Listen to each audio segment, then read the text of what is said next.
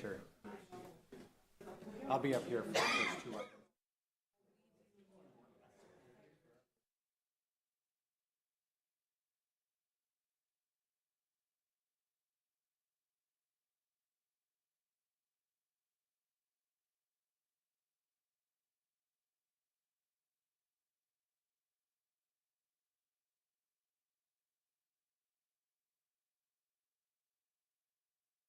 Good morning, everybody, and welcome to the September 7th Public Protection and Judiciary Committee meeting.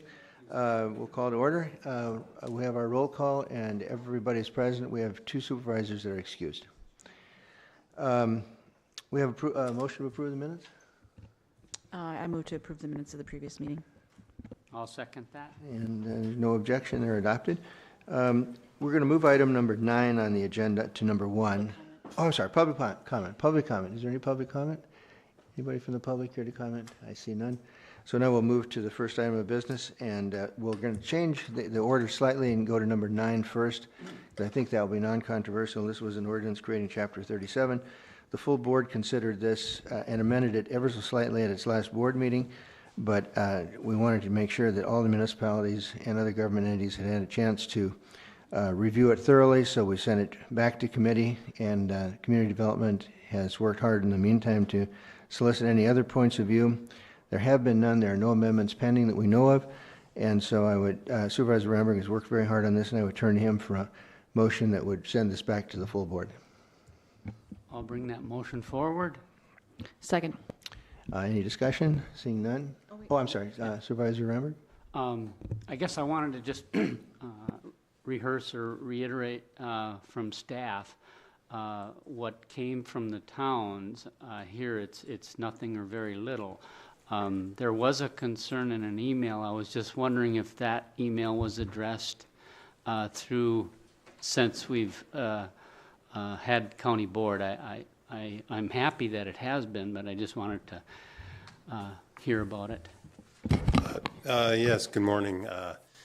So I sent that email out to all the town chairs and clerks in early August. I received 1 response back for further comment. The email, I believe, was from the town of St. Joe, the other email. And yeah, I believe we addressed most of those things. There were concerns about costs and things, but when there are town roads, those are associated costs that are going to have to be covered by the town to put up street signs and things like that. But I believe we addressed the other concerns about not going out and making mass changes. Thank you. Mm-hmm. If there are no other comments, we'll just do a quick voice vote. Those in favor say aye. Aye. Aye. Opposed, nay. The ayes have it. The ordinance will be resubmitted to the full board. Next item on the agenda is the financial report. Our county administrator, Mr. Witt.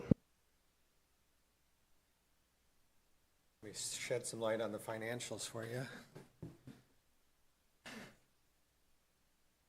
Sheriff loves my humor. So we have here the financial report through July, which puts us just past midway through the year.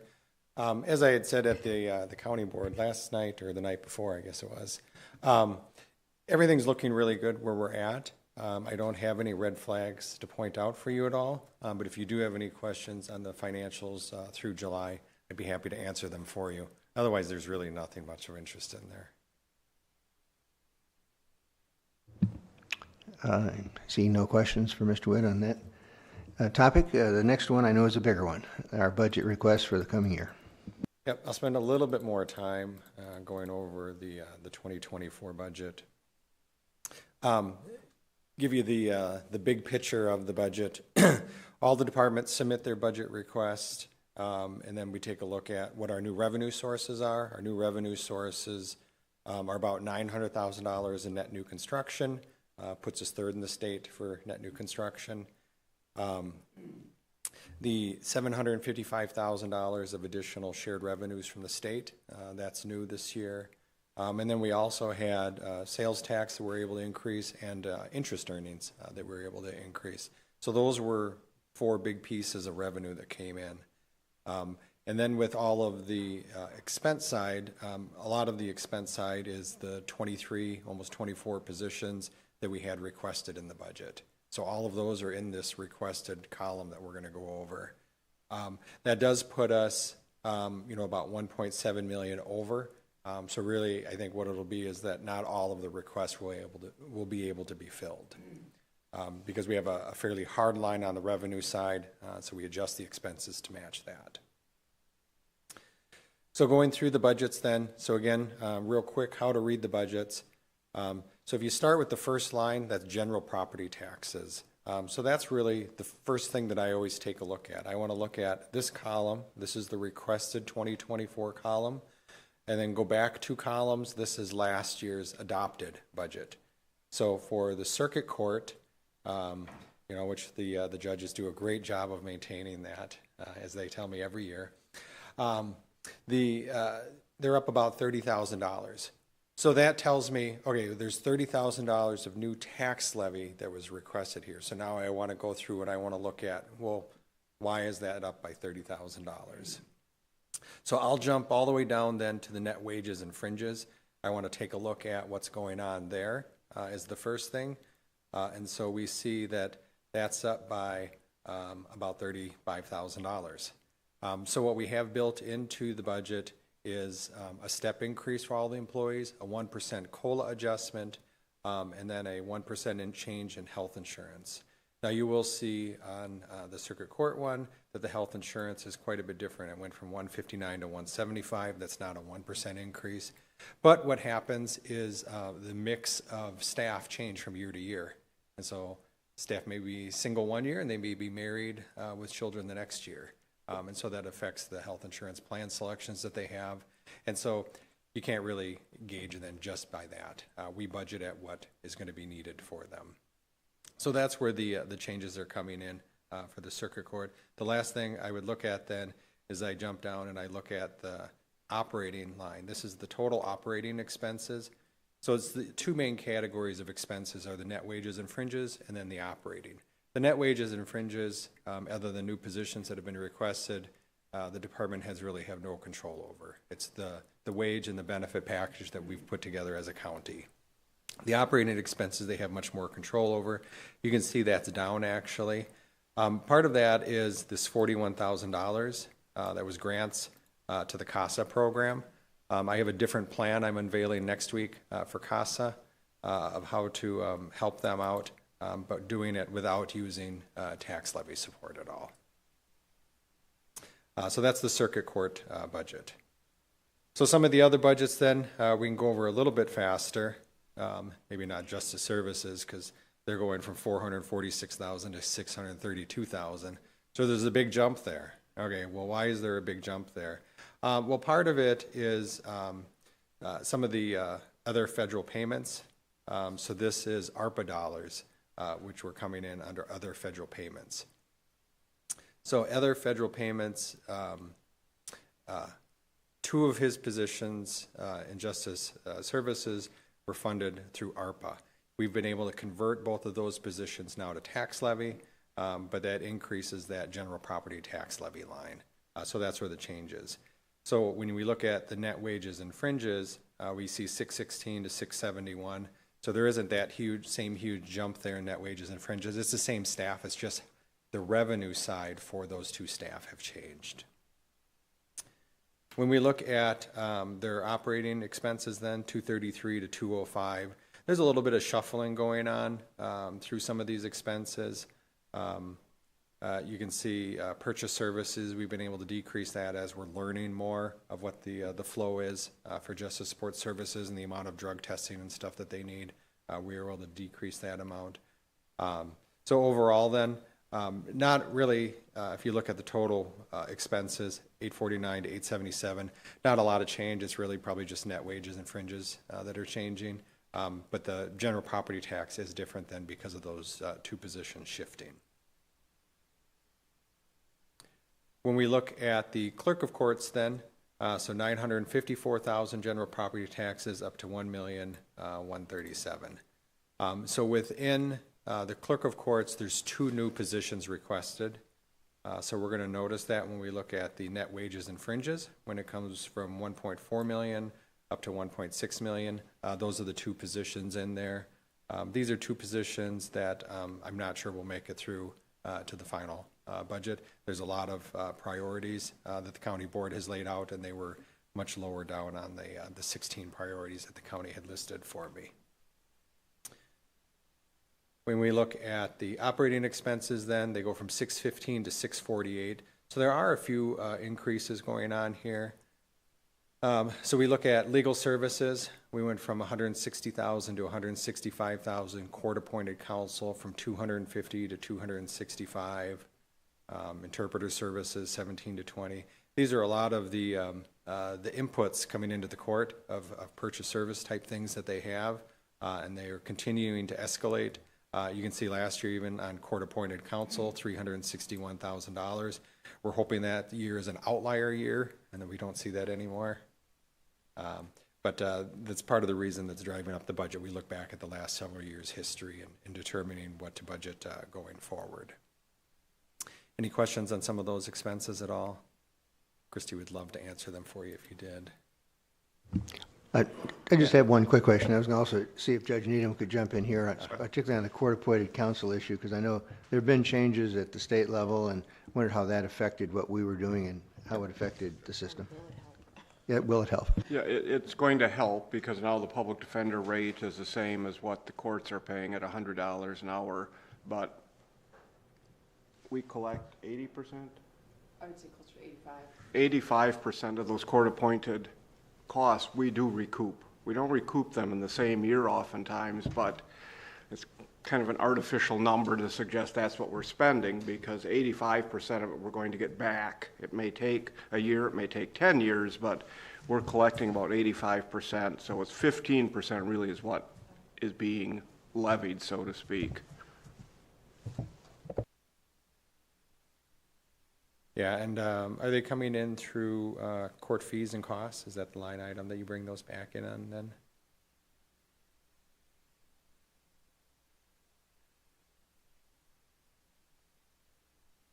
Okay. Sure. Yeah. This is the revenue line item that I was highlighting. This is up too. So you can see our experience rating, we've been experiencing over 400,000. So we're going from 375 to 400,000. So it's a revenue source, a small one, but we did adjust that also. And that really is offsetting some of those fee expense increases that you see down below.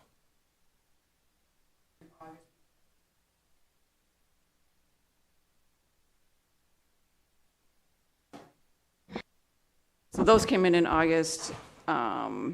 So we got another 434,000, or 434,000 total will be in the revenue. Okay. Additional, so. Exceeding budget expectations. Thank you, Christy. All right, on to the medical examiner. Medical examiner, if we look at that, general property taxes go from 294 to 298,000, $4,000 difference. Really, we're looking, that's just right within the net wages and fringes that we're seeing that. The medical examiner has a new position, kind of. It's a CT scanner person, so somebody that's certified to do the CT scan. So right now, we pay one of our staff $75 every time they do a scan. We would just pay a certified person that $75 rate. So there's no increase in cost for us, really, it's just a shifting of the cost. I always like to see just that. Just a quick question. Yeah. On later in the meeting, we have the resolution increasing fees for the medical examiner that they charge. Is that embodied by the budget as projected, or will that be new income that we probably would get if we pass that resolution? Yeah, it's new income that we would get. So I think it was, what was it, about a 6% increase? I mean, so you're talking a couple $1,000s total for the county. So it's not in this budget request right now, but it's also fairly small. A lot of those we'll look at historical trends. So as the new fee goes in and we see that revenue increasing, that's when we make those changes. All right, District Attorney's Office. So we look at their budget, general property taxes. So they go from 1.15 million to 1.292 million. So they have two new positions that they had requested within their budget. One was for a legal assistant, and the other was for their diversion program. So when we go down to the net wages and fringes, we see some of that reflected. They're about $200,000 higher. Again, the normal benefit increases, but also those two positions within there are affecting that. If you look at their operating expenses were actually down about $25,000. A large part of that was the legal services, this line item, that was related to CHIPS cases, which are now largely handled or will be handled by the Corporation Counsel's Office. So we were able to shift the expense there. Completely offsets Corporation Counsel's expenses. Child support. If you look at that, they're a negative bracket, which just means that they generate more revenues than they have direct expenses. Some of their other expenses or qualifying expenses actually come from other departments that they're able to submit to the state as part of their reimbursement. So they get reimbursed more than their department's direct expenses. So that's why you see this as a negative. So going from 91,000 to 121,000, that's a positive change. That means that they've generated more revenue than the prior year than they had. And there's a couple of reasons for it. Part of their, they got an additional grant that is going to be kicking in very soon here if it hasn't already. And it'll last for several years then, which we're funding an additional position with the additional revenues included in there. If you look at their net wages and fringes, you see 730,000 to 851,000, and that includes that new grant-funded position that's coming into child support. I think that's the one that you helped with, wasn't it, Phil? Yep. If you look at their operating expenses, they go from 107,000 to 113,000. Pretty small change. There isn't anything significant happening within their operating expenses. All right, law enforcement. So this is just the patrol division then that we're looking at, and really the administration, I guess, too. So if you look at the general property taxes, they're going from 8.5 million to 9.6 million. All right, so that's a big number. That's a $1.1 million increase. So what are some of the reasons for that then? We go down and we take a look at the net wages and fringes, and we see that goes from 7.5 million to 8.2 million. So that's a $700,000 increase. So within here is 5 new positions, though. This was what the county board asked for. They asked for those additional 4 patrol deputies and 1 investigator. So those are all built into this budget then, and largely are affecting that increase. And then the rest of it is just, you know, the normal changes that we would expect to see with increasing wages and the benefit changes that we have. When we go down and we look at the operating expenses, then that's the other part of the budget that they actually have much more control over. We do see about an $80,000 increase from 1.5 million to 1.6 million. If we go back and analyze that, it's several different things. You know, you can see $10,000 here and other professional services.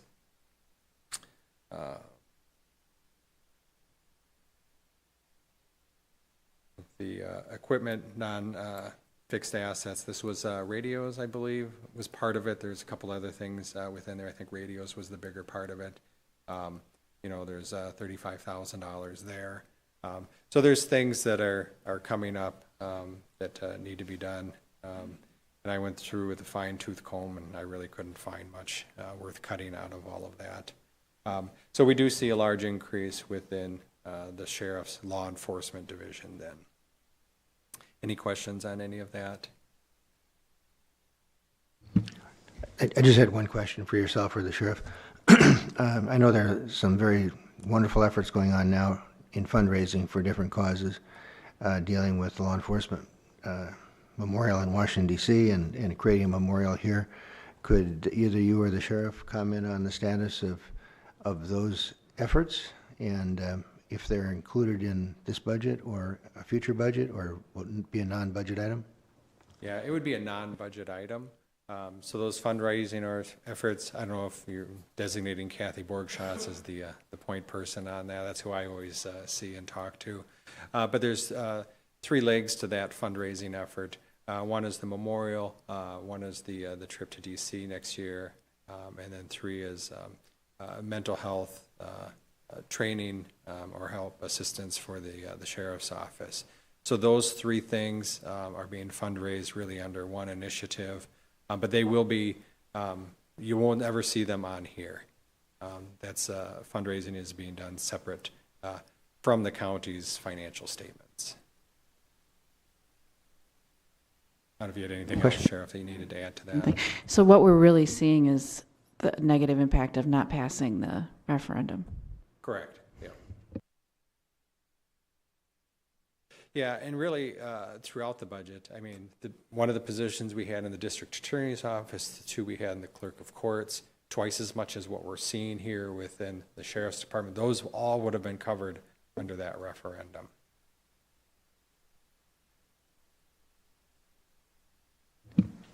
Any further questions?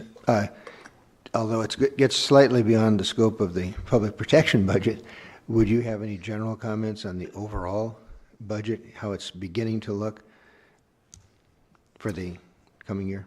I know we'll have special meetings on it, but Yeah. any preliminary projections? Well, you know, you guys require me to provide you with a balanced budget. So when we have our October 12th meeting, you will have a balanced budget in front of you. And the way I'm going to balance it is kind of the way I said at the beginning, those 23, 24 positions that we had requested, I won't fill all of those. So you gave me a budget priority list with 16 different items on that list, and I will go right down that list from top down to bottom. And when I run out of money, I'll draw a line, and then everything at the bottom will be cut out of this budget till we get to a balanced budget. But it will be balanced, and really looking at the numbers. I already know what the answer is. It's sort of like when I did math homework in high school and the teacher yelled at me for not showing my work. I already know what the answer is. The answer is the total amount of revenues we have divided by the equalized value of the county, which equals $2.85 per $1,000 of equalized value, which will be a decrease from our $3.08. So the tax rate for the county will go down. I just have to assemble everything to get to how that will happen. I have to show my work. I'll show that on October 12th, but we already know what the answer is at the end.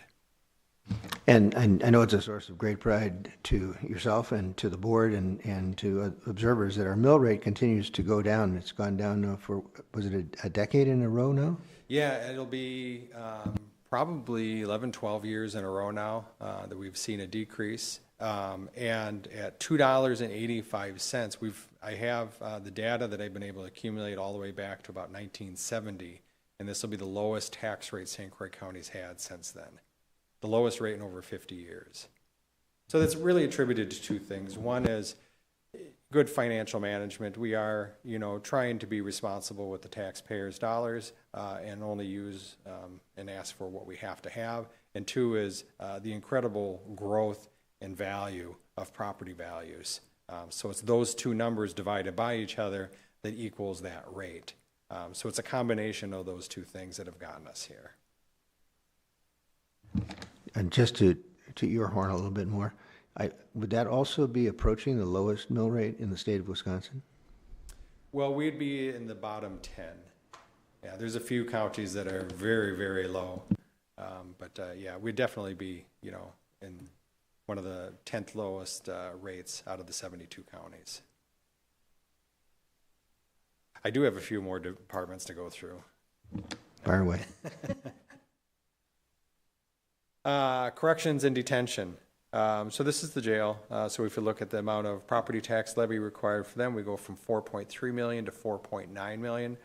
So a $650,000 increase. So what we take a look at is the net wages and fringes, and that's up by $700,000. So within this request is 4 additional corrections deputies, which were in that referendum also. They probably will not make it through the budget cuts. So again, those were lower on that list, but those 4 deputies, corrections deputies, were requested within this budget. When we look at the rest of the budget, we take a look at some of the things. Other professional services, this is the medical contract, really, for the jail, and you actually see a decrease in that by about $80,000, and that was the opioid-funded mental health position that we created in behavioral health that's embedded in the jail that allowed for this decrease. Jail meal contract, you see that that's up by about $30,000, and again, that's just one of the expenses that we don't really end up with a lot of control over. We bid these services out periodically and try to find the most cost-effective vendor for us, but costs are just continuing to go up everywhere. Overall then, the total operating expenses though, considering the big increase and the big decrease, really pretty close to what they were last year.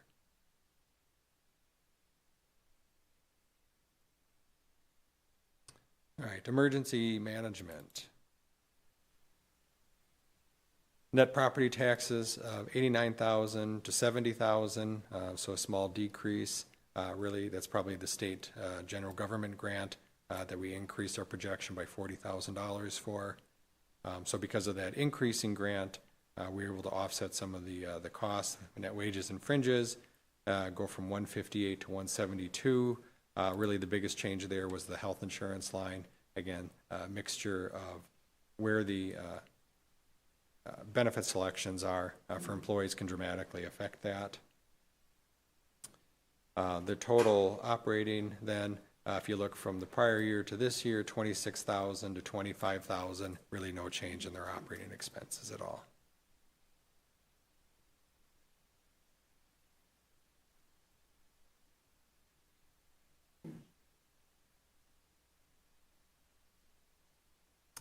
And then emergency communications, this is our dispatch center. So you see 2.4 million of property taxes requested up to 2.5 million. So there's about a $100,000 increase there. We drop down and look at their net wages and fringes. About 60,000 of it is coming in the net wages and fringes. Really nothing new that's asked for there. It's just the, the impact of health insurance changes, step increases, COLA adjustments that are affecting that.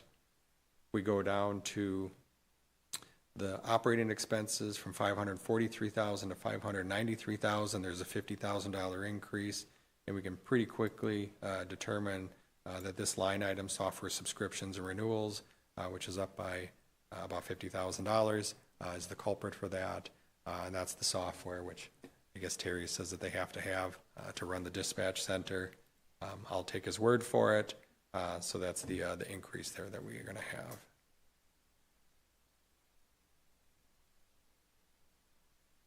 And that was it. That was the final budget. So again, overall, what we've done so far is all of the departments have submitted their budget request. In July, we sat down with each of the departments, the finance director and I, and reviewed those budgets with them. We've gotten almost all the numbers from the state in, so we have just a couple more numbers coming in over the next 2 weeks, and then I'll be able to wrap up the final budget. We're going through all of the different standing committees. This is your chance to see first glance at the departments that report to you, and if you had any strong opinions, if you said, you know what, I really think you have to find a way to fit this position in, or I agree, those are positions that we don't need, or I really think you should question Terry more on that software. Does he really need software to run a dispatch center? That's the type of input that you can provide me right now, and then I'll take that into consideration as I make the final changes. Sorry. We'll make the final changes on the budget. So by the end of September, though, I really have to have the budget wrapped up and done. You'll get a digital copy by the end of September, probably at the October County Board meeting. You'll get your paper copy, and then October 12th, we'll sit down and we'll go through all of these budgets again, just like we did, but the entire budget, and see all the work that I did to get us to that balanced portion. And then you have a month to our November meeting where we'll then ask for you, the county board, to adopt the budget overall. So that's where we're at. Any questions for the administrator? I just had one. I wasn't keeping good track of your notes on how many positions had been requested in this general area and how many you expected would go through and how many would not. But it seemed like there were at least about 10 that were being requested, maybe 6 or 7 would not likely go through. Is that the rough numbers we're looking at? Yeah, so we have 5 in the sheriff's department, 4 in the jail, 2 in the clerk of courts, 2 in the district attorney's office, 1 in child support that was grant funded. I think that's all the positions. We have a couple of half positions within justice support, and there's the 2 positions where we changed the funding. They're not new positions, though they won't show up on my list. So of all those positions, I'll probably be able to fill about 14 out of 24, I think is the number I'm at right now. So about 60% of them I'll be able to get to. And the ones that I don't think I will are district attorney, clerk of courts, and jail.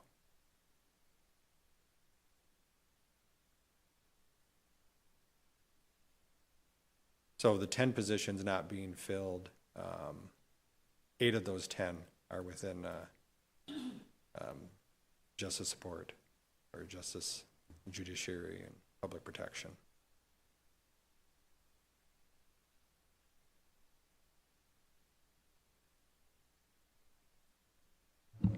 Seeing no further questions, thank you for that update.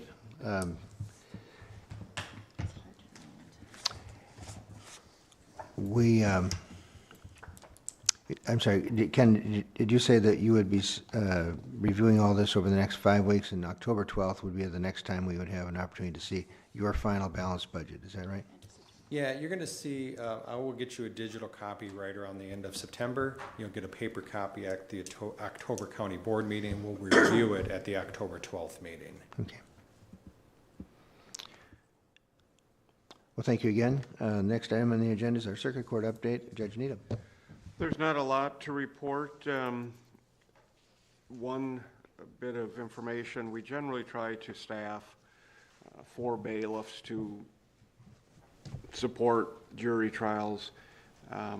These tend to be generally retired folks who are looking for an opportunity to give back.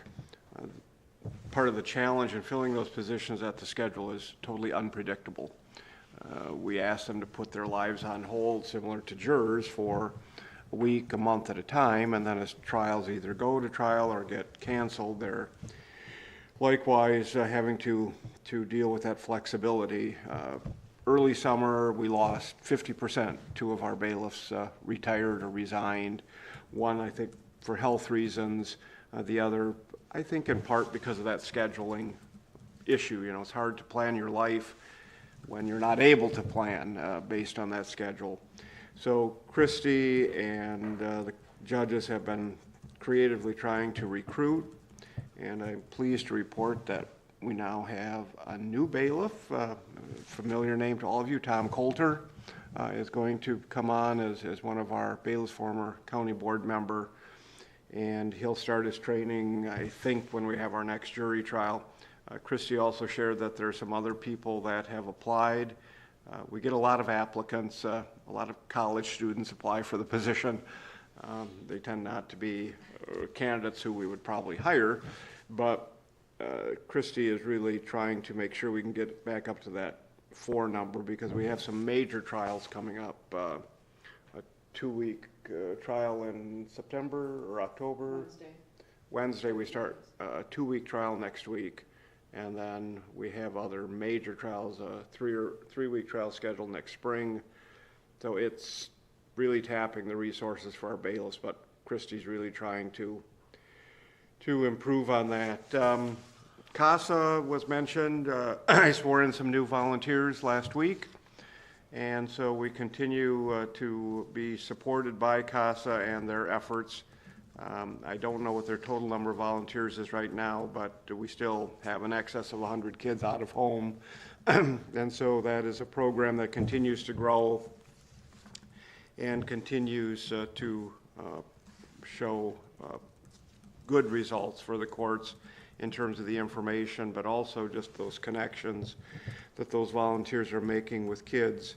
We're continuing to work with Ms. Amos in the transition from the DA's office for CHIPS cases to her office. We've met with her and Anjali Patel, who will be the primary attorney doing those. They met with all the judges and kind of brainstormed about suggestions, ideas that we could implement with that new plan. That's my report. Questions for Judge Needham? Judge, I would just throw out that one of our colleagues, Rick Otino, has been bringing his therapy dog to treatment court.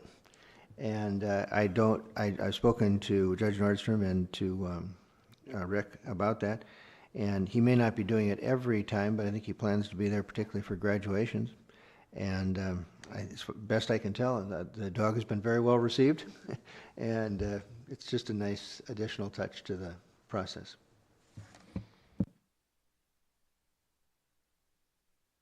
Supervisor Carlson.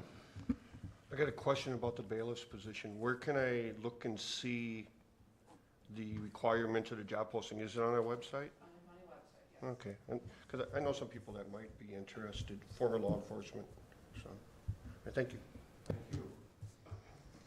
Thank you, Judge.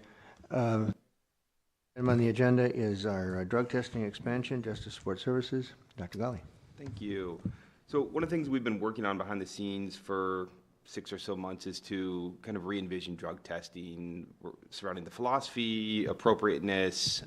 While we've done that, we've also been offering testing not just for treatment court diversion and pretrial, but also for some CPS cases. And as part of that, new plan, our hope is probably in the next, I don't know, maybe 3 or 4 months to begin offering some testing in New Richmond at the Services Center for justice-involved clients who live in that kind of northeast part of the county. So I just wanted to put that out there, that's something we're hopeful to move forward with here. There'll probably be some more information coming out in the next month, and I can update probably in October more on that.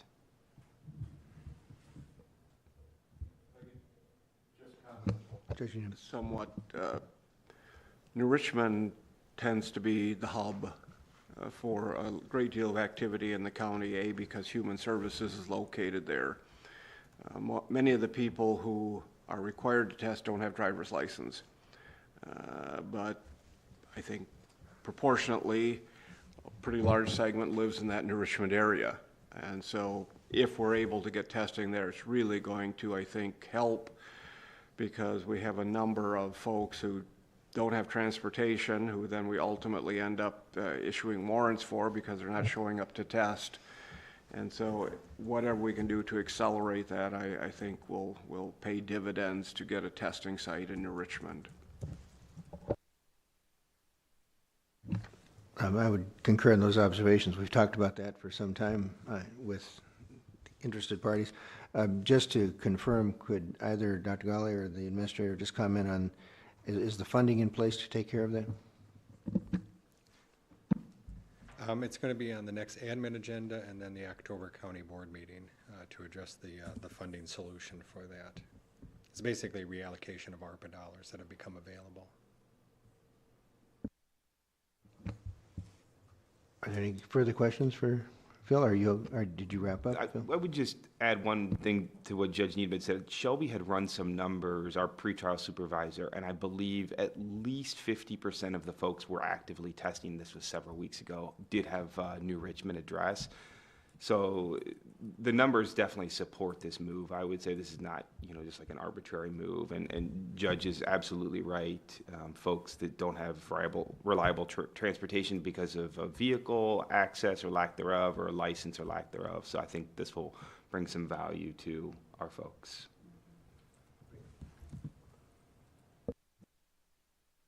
Next item on the agenda is from the sheriff, update on staffing in the sheriff's office. Sheriff Knudsen. Thank you. Yeah, we've, with the addition of the 5 deputies, our recruitment continues. We got we got about 20 that had applied, which is fairly good for the region. So we've chosen a couple of those, a couple have started. So we had 2 open positions prior to the addition of the 5, so we had 7. We have 2 that, like I said, are currently in training, which brings us up to now a new starting point with 5 to go. But we do have 3 down in recruit school, so we are getting 3, going through that process and getting certified. 2 of those were recently in the jail. So some promotional opportunities, but with that comes then vacancies in the jail. So currently we have 3 openings in the jail, and there are currently 4 in training in the jail. So that's a 7-person swing there. But we are working towards that staffing. Again, one of the more challenging because the jail is in certain positions gender specific. It is very difficult getting females to get into the line of work of corrections. But we are doing better there in that capacity than we have in years past as well. So there's, again, ongoing recruitment. I think they're going to interview another batch this week or next. So I think that'll be good for us as well. Dispatch, we are 3 short as well. Currently 2 are in training. So there's a 5, but that's the division right now that we are holding our breath that continue to maintain and continue to be competitive with across the river and still attract good candidates. We've got a lot of good people. We don't want to lose them. So we'll continue to work towards that. With those openings comes with that a lot of not only the interview time, but the background time. You know, we don't just run a records check on any of these individuals. There are a number of backgrounding techniques that we have to do. Interviews. For those sworn people, we interview family, friends, teachers, in person. Some of those individuals that come from areas outside of St. Croix make it more challenging, more travel to get those interviews done. So a lot of time goes into, and that's why I think retention is so important, that once we get them here, that we can somehow keep them. It's you can Google online, and it's anywhere from, you know, those backgrounds to the training if we have to send them to recruit school, which is 5 months, hotel, food. Much of that is reimbursed by the state, but there's still costs associated to the county. And depending upon who, what, and where, anywhere from $30,000 to $100,000 just to get people in the door, get them trained, off probation, and working in those areas. So it is important that we retain. You know, we talk about the jail and some of the busyness there. We've changed up a few processes, kind of going through some growing pains there, but much of that is to hopefully relieve some of the duties to give them a little bit of breathing time in the jail. Today's population is 117. Last month in August, the average daily population was 123. And about mid-month on the 14th, we had our high number of 134. So we're starting to inch back up there again, back to 117. Kind of ebbs and flows, but right now we're between that 150 and 130. It just keeps back and forth. So things to watch as well. That's kind of my update on staffing. Questions for the sheriff? Sheriff, just going slightly beyond staffing, would you have any observations about any, I say, operational changes or trends you see in the department in terms of either upticks in crime or other duties that are take up a huge amount of time? I know before we've talked about, excuse me, transportation of some of the folks in the jail to the State Mental Health Institute. Could you just comment on any trends you're seeing in those areas or other areas? Those, again, those areas that you mentioned are still very time consuming. As we've talked about in previous meetings, the upticks in crime or the upticks in violent crime, those continue to take up a lot of time. Another area we continue to see going up is referrals from Child Protective Services. We have a number of investigations going. The other day we had 3 complaints come in. Those take a lot of time. Those, not only do they take time, they float to the top of the pile. So that pushes down other areas of traffic enforcement or, ability to be proactive. Because some of those are handled by patrol, much of those are handled by investigators. And, we look at workload, caseload, and again, when those float to the top or internet crimes, sometimes we talk about those internet crimes that come in and those, when we have victims that are actively victims, either in the child protective world or internet crimes, sometimes the investigative lists of thefts or frauds, burglaries kind of get pushed back down a little bit. And I know that's frustrating for a number of people. It's frustrating for us as well. But we try to triage and prioritize as best as possible. But I will say probably Child Protective Services has had quite the uptick.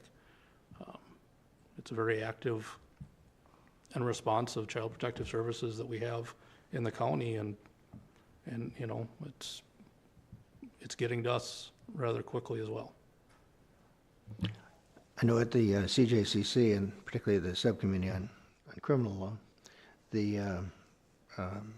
Dr. Ghali is staffing that and is also working very hard with his staff on trying to pull together a very comprehensive statistical analysis of crime in the county, trends, and different things like that. And I know that there's progress being made in different aspects of that every month, but I know it would certainly be very helpful if we could bring that to a head by the end of the calendar year with at least a preliminary assessment of what's happening in that area.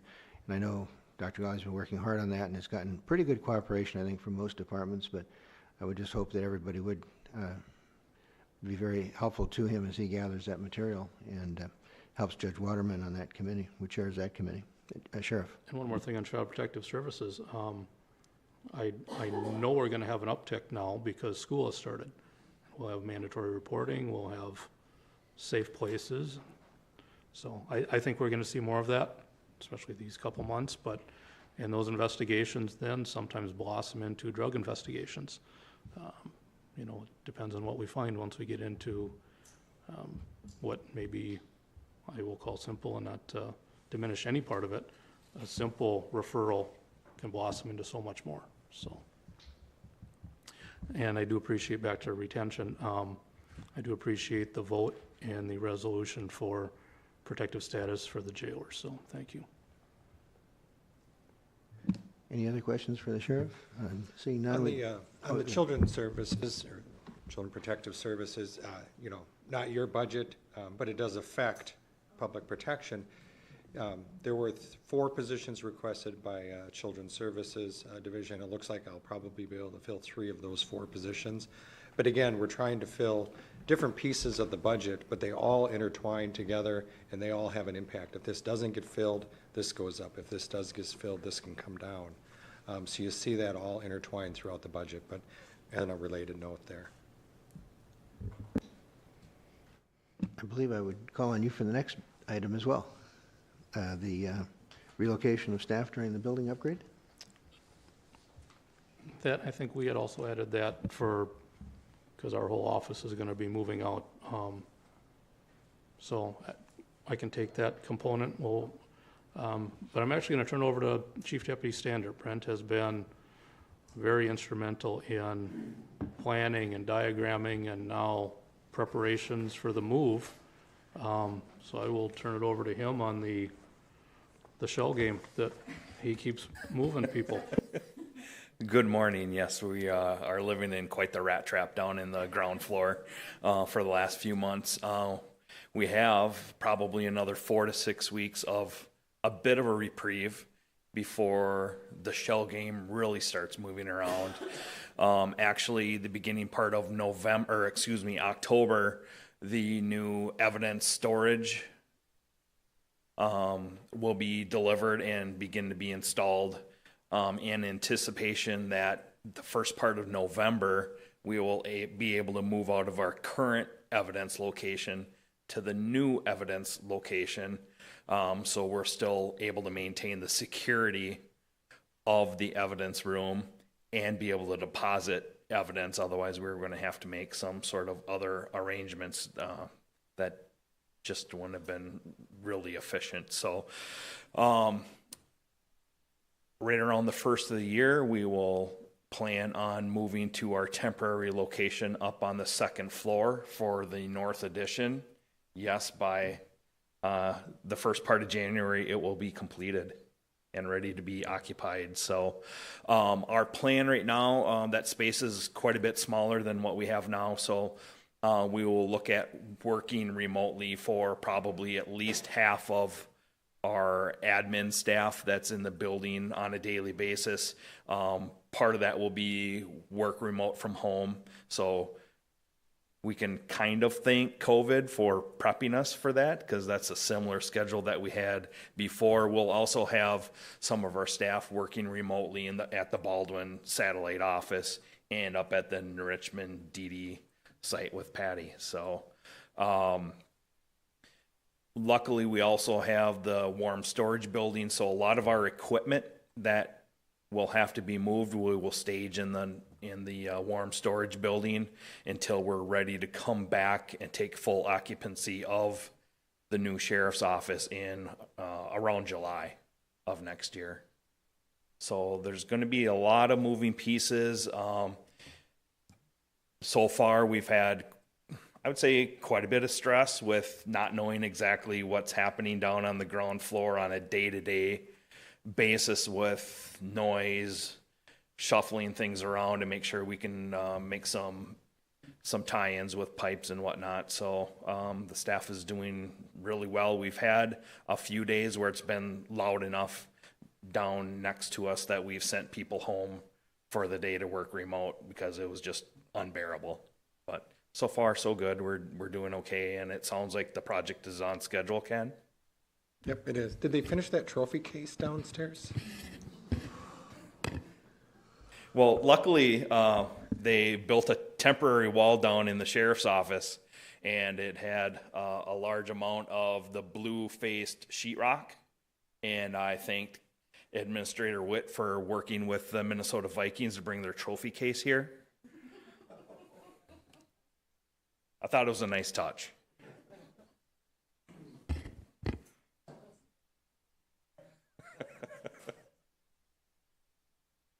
So with all the moving parts, we just want to give you guys an update and see where we're at. We think we have a fairly good plan moving forward, so our services aren't diminished. Any question?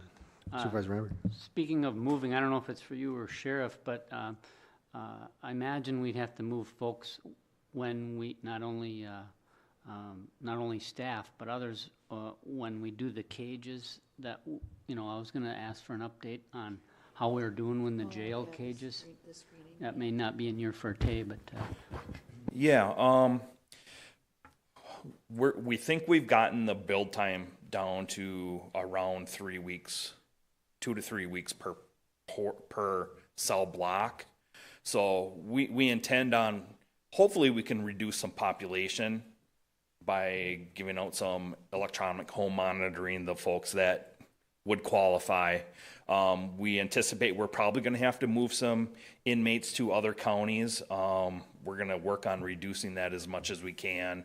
But we'll play the shuffle game. As one pod gets done, we'll move them to the next block and shuffle them. So we're hoping we can minimize that down to around 20 inmates that have to be housed off-site.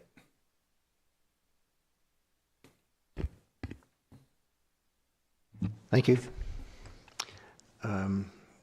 Next item is the resolution increasing fees charged by the medical examiner. We'll call on our medical examiner, Patty Shackner. And Ken Witt, if he'd like to address it. We're just asking for the board to approve the 6% increase in our fees. We haven't increased since 2015. There's a state law that requires medical examiner fees can only be increased by the rate of inflation. When inflation was running around 2%, it really wasn't worthwhile. But now that it was up over 6%, we thought, oh, maybe we should take a look at those finally. I move to approve the increase of the medical examiner's fees by 6%. Second. Moved by Supervisor Leaf, seconded by Supervisor Carlson. Discussion. Supervisor Rembert. There was a caveat that you mentioned that I was curious about, where if it was out of county, and could you share that with us again, and if that's in this? So it is not. So we have, the way that there's a law written, anybody that gets cremated in St. Croix County has to have a cremation permit. But if you die in Minnesota and they choose a local crematorium, then they have to also get our permit. And in Minnesota, cremation fees are $25, and they only technically need the Minnesota permit. So that fee, we don't charge them the standard $150, and that was a public protection thing years ago, that we had the funeral homes that had crematoriums come in, and they said it would directly impact their commerce if we charged the fee for Wisconsin or St. Croix County and the Minnesota. So that is up to you. I mean, if you want to do that, that is up to you. But I think it would definitely impact local commerce to our local businesses. So that's kind of why we haven't done it. We record it. We make sure we have a clear record of all the folks that are being cremated in St. Croix County, and primarily that's what that law is for. Thank you. Yeah, I just wanted to make sure that wasn't in there and that we weren't doing that. Thank you.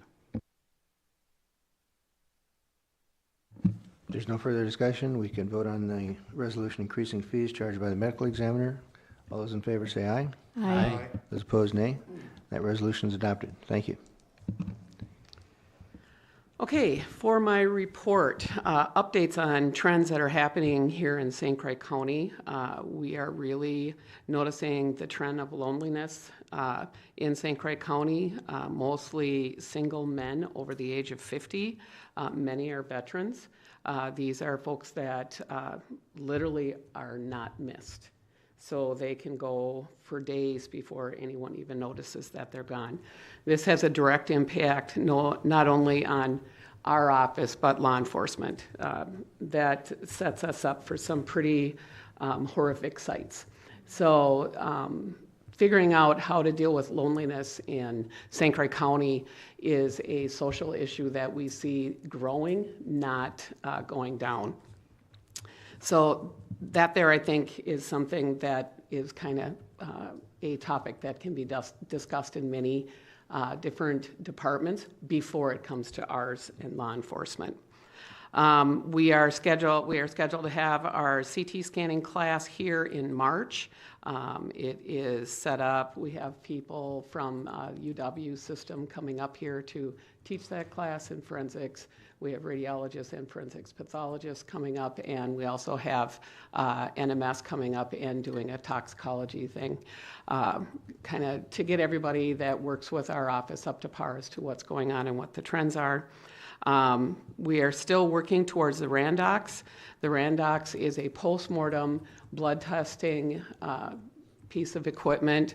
One of the things that we're seeing with our aging population is we have a lot of functioning drug addicts that are not in our system. They're not in the justice system. They're not in any of the systems, but we don't find out until 6 weeks later, maybe 2 to 6 weeks later, that they've actually died of an overdose and not a heart attack.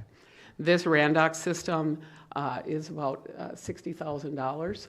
We would be able to do postmortem testing at our office and have qualitative results right away within 20 minutes. Then we would be able to let law enforcement know that, yes, this person is testing positive to illegal drugs, which is, really giving a head start on the investigative part. For us, it helps us when dealing with death certificates, et cetera, because we have multiple people that we have seen in our investigations that are working folks that have lots of medical problems, diabetes, hypertension, obesity, all these other things, and they also are functioning addicts. And, when we get to the scene, if there's no drugs there, that is not something that our investigation goes down. So the Randox will be a multifaceted tool to help multiple people. Our planning class, we have 2 classes that start next week, one in Richmond, one in Somerset, and that is reaching out to folks to talk about, end-of-life things. We anticipate this round that we should have about 40 folks, St. Croix County residents, trained in the planning. Quilts, our quilting ladies have made us another 18 quilts. St. Croix County is very unique that we do viewings and have a very trauma-informed system set up when we do the viewings. So our survivors get a quilt from some of our quilting groups, and we do the viewing right at the scene. And I'm sure the sheriff can attest that the number of viewings that are going on, we always alert sheriff and maintenance when that is going on, so it is a respectful situation in that. So other than that, that's all I got. Questions for the medical examiner? Seeing none, thank you again for your update. That concludes the business items on the agenda. Requests for future items on the agenda? Seeing none now, just to let me know if there's any before our next meeting. Announcements and correspondence. Janet? I do have a couple, Oh, I'm sorry. Sheriff Clunes? if I may. It is National Preparedness Month for emergency management. September's theme is going to be preparing for older adults, and with that we're working alongside of, as we often do with ADRC and the public health for St. Croix County. So it's really to push out information, get prepared for any type of disaster. Obviously North Hudson has seen some weather-related Hudson in the years past, some flooding on the east end, and winter's coming. And if we get that snow like they say we'll get, roads could be closed, power could be out. It's just kind of preparing for those things. So it's National Preparedness Month. Part of that too is running posts or informational posts on our Facebook. Prizes are given out, and those prizes are donated by the Medical Reserve Corps. So there'll be drawings throughout, so we encourage folks to check out our Facebook page and again help those adults in their families and our lives that may need a little preparing for something that may not know what to expect, so. That is that announcement. And my other announcement is, you had brought it up earlier with the fundraising going on for Katie's incident. Again, that's a lot of information sharing we're pushing out. You know, our three, talking with Kathy, our three items that we are going for, they say it's kind of split into threes of interests that people have. Some really like the memorial, some really are backing the going to DC, and some of them the mental health component and officer wellness really is the drive for them. So she says it's really interesting how people have gravitated to a specific thing that we're doing. So on September 17th, we're doing another fundraiser, live auction, silent auction. That'll be at La Pointe in Somerset, and that's on a Sunday from 2 to 6. And then in October on the 14th, which is a Saturday, from 2 to 6 at Roosters Roadhouse. So those are our two fundraising events coming up. We've gotten a lot of support, a lot of donations. And The lemonade stand. the lemonade stand was wonderful. That was really neat. You know, Baldwin Woodville Golf Tournament, the high school, so, yeah. But, thank you. Thank you, Sheriff. Just on, you mentioned the preparedness month.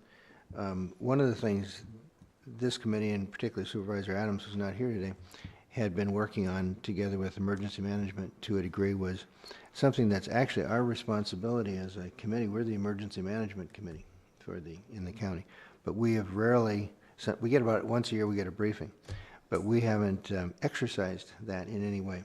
And I know I'd asked Paul if he could work with the staff on that to see if we could have a very basic micro exercise that would at least begin to give us the information or experience that we would need should we in fact be called upon in an emergency. I think this committee has never been asked to do anything yet, but that's what but it's on the books that we are in that position. So my thought with Paul had been that we should at least do something once a year, and again it could be 20 minutes, but hopefully we'll bring that to a head in the next month or two, and we can either do that during a regularly scheduled meeting or maybe a separate meeting as it's developed. But again, it would be micro, but just to fulfill our responsibilities. If there's no other announcements or correspondence, we are adjourned at 9:07. Thank you.